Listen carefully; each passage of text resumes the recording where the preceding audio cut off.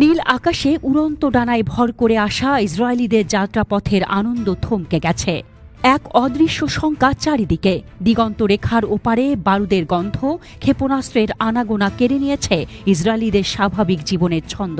তারা এখন মহা আতঙ্কে। গাজার মানুষের মতোই ভয় আর ভয়।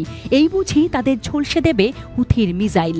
অন্যকে পুড়িয়ে পৈশাচিক আনন্দ করা ইসরায়েল এখন নিজেই ভয়ঙ্কর বিপদে।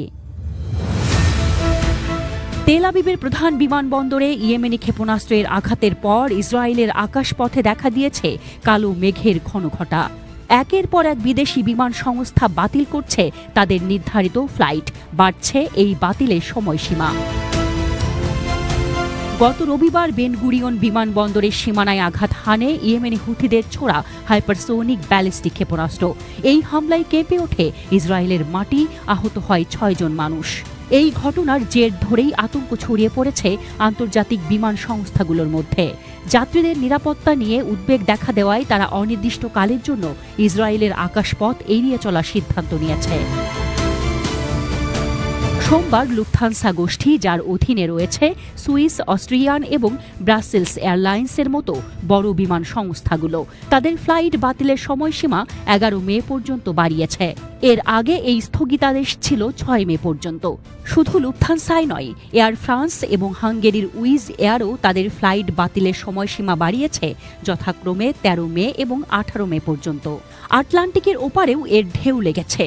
যুক্তরাষ্ট্রের ইউনাইটেড এয়ারলাইন্স নিউ ইয়র্ক এবং সেখান থেকে ইসরায়েলের উদ্দেশ্যে তাদের ফ্লাইট বাতিলের সময় 8 মে থেকে বাড়িয়ে 11 মে পর্যন্ত করেছে। দীর্ঘ কয়েক মাস বন্ধ থাকার পর গত অক্টোবরে গাজায় ইসরায়েলের ভয়াবহ যুদ্ধ শুরুর পর ইউনাইটেড এয়ারলাইন্স সম্প্রতি তাদের ইসরায়েল পরিষেবা পুনরায় চালু করেছিল। কিন্তু ফের ফ্লাইট বাতিলের এই সিদ্ধান্তে বিপাকে পড়েছেন বহু ইসরায়েলি, যারা দেশের বাইরে আটকা পড়েছেন। রবিবার ইসরায়েলি আকাশ প্রতিরক্ষা ব্যবস্থা ইয়েমেনি ক্ষেপণাস্ত্রটিকে প্রতিহত করতে ব্যর্থ হওয়ায় উদ্বেগ আরও বেড়েছে। বিশেষ করে বেন গুরিয়ন বিমানবন্দর তাদের প্রধান নিশানায় থেকেছে। এবার হুথিরা ইসরায়েলের উত্তর পূর্ণাঙ্গ বিমান অবরোধ আরোপের হুমকি দিয়েছে।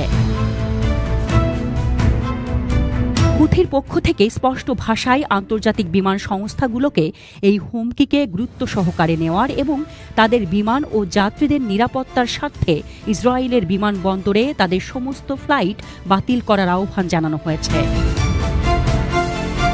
এই হুমকির কয়েক ঘণ্টা পরেই ইসরায়েলি যুদ্ধ বিমান ইয়েমেনের হুদাইদাহ বন্দর এবং বাজিল সিমেন্ট কারখানায় বোমা বর্ষণ করে। এই হামলায় নিহত হন 2 জন এবং আহত হন অন্তত 42 জন। ইসরায়েলি কর্মকর্তারা জানিয়েছেন এই বিমান হামলা যুক্তরাষ্ট্রের সঙ্গে সমন্বিতভাবে চালানো হয়েছে। ইসরায়েলি হামলার আগে ইয়েমেনি গণমাধ্যম জানিয়েছিল যে রাজধানী সানা এবং মারিব ও আল জাউফ প্রদেশে মার্কিন হামলায় 16 জন আহত হয়েছেন। ফিলিস্তিনিদের প্রতি সংহতি জানিয়ে তারা জানুয়ারিতে হামলা বন্ধ করেছিল, যখন ইসরায়েল গাজায় যুদ্ধবিরতিতে রাজি হয়। তবে 2 মাস পরেই ইসরায়েল একতরফাভাবে সেই যুদ্ধবিরতি ভেঙে ফের গাজায় হামলা শুরু করলে ইয়েমেনি বাহিনীও তাদের ইসরায়েল বিরোধী অভিযান পুনরায় শুরু করে। আকাশে উড়ন্ত বিমানের ডানায় এখন ভর করেছে ভয় আর অনিশ্চয়তা।